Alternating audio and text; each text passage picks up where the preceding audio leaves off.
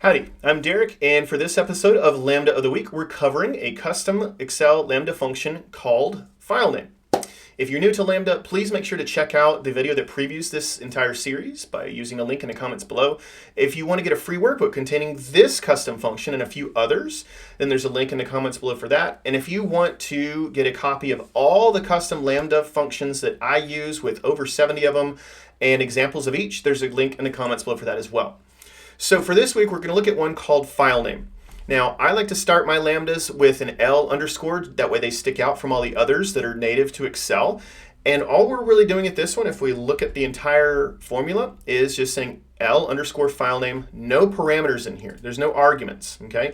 And all it's really doing is going to tell you what the name of the file is. There's often things we want to do with that. Maybe we're going to check it. Maybe we're going to do something else with it, right? Using a Lambda function for this instead of the entirety of what's behind the scenes here makes it so much easier. And just to kind of demonstrate that, I'm going to go into what defines this one, because this one is pretty intense. I mean, you can't even see it with me taking this formula and looking all the way off here, because it's doing a combination of length and find and kind of the mid function and things. And who wants to do that over and over again? That is a lot of typing. Okay, so we're simplifying it. We're making it updatable, because if we ever wanted to make an update, maybe we want to take out the extension or add the entire file path or something, you do that in one place up there with that named manager, and then it's reflected all throughout your workbook or just the sheet that you're in. Okay, so it makes it so much easier to do that. It's also reusable. You can share this with a friend very easily.